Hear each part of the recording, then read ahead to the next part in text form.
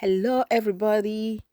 This is a book written and recently launched by former head of state, General Ibrahim Babangida. And the book, as you can see, is titled A Journey in Service. I have a few thoughts to share about the book, especially in light of the call for accountability and also the dragging of the former head of state. I understand um, those that are calling for accountability and for some sort of punishment, but I also want us to look at the positive aspect of the book. Um, so, okay, I was traumatized myself when the presidential election of June 12, 1993 was annulled because I was looking forward to a greater Nigeria, a better Nigeria, and I believed so much in Chief MKO Abiola. So when that book came out, the book launch, I asked myself, what is the reason for this?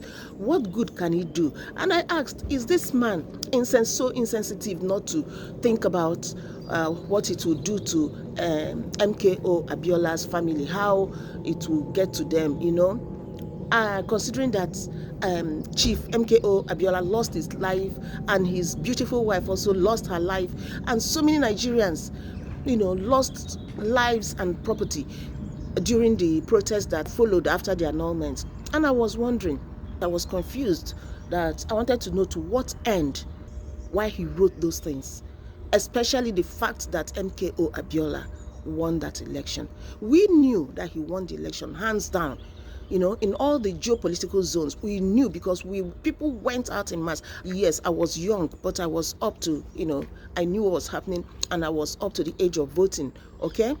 But on a second thought, I said this can be that this book is a blessing in disguise, and so I refuse to look at just the negative aspects. Okay, I just want us to know that he has written his truth, and I believe him. I believe what he wrote. It was never his intention. I can tell you that. You can take that to the bank. He left to IBB alone. He would have handed over, but he was pressured not to.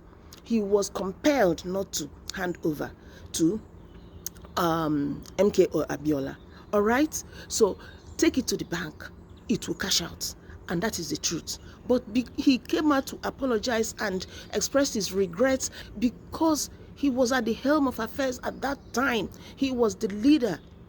I know people will say nobody put a gun on his head for him to allow the annulment to stand. Nobody gave him, but he was pressured into doing it. And I tell you, he who fights and runs away lives to fight another day. Who knows what would have happened? Who knows what would have happened to our beloved country if he had not given in to the pressure, if he had not given in? Because there were factions everywhere. And who knows, he would have ended up like Thomas Sankara of Burkina Faso, his friend. Even when Thomas Sankara stepped out and said, I know they came for me, let me go. He went there with his hands out. They riddled his body with bullets, and what's next? They went in and cleared all the cabinet members that were there with him. I'm not saying this would have happened, but it was volatile. The situation then was tense. And I know that General Ibrahim Babangida would have handed over to MKO Abiola if he was allowed to. Don't come for me. This is the truth. If you want, you take it. And then another good thing that I see from the book is the 1966 coup realities. Most people who knew about MKO's Abiola's victory and the 1966 coup, they've all gone to their grave with the truth. But here, General Ibrahim Babangida has the courage to come and tell us the truth.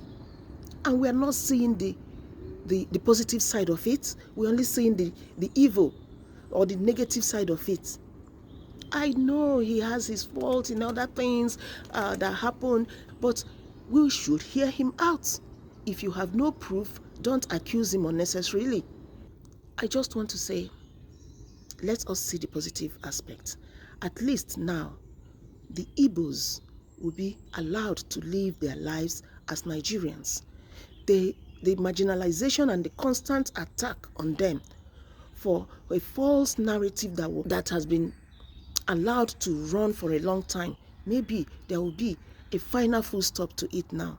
Maybe the marginalization will be taken out of the way and the maltreatment put a full stop, final full stop too. So please, guys, tamper justice with mercy. Tamper justice with mercy. For those calling for accountability, you have a right to call for accountability. But bashing and calling for his head, what gain? At what gain? What will you gain from it? Thank you so much. God bless you. So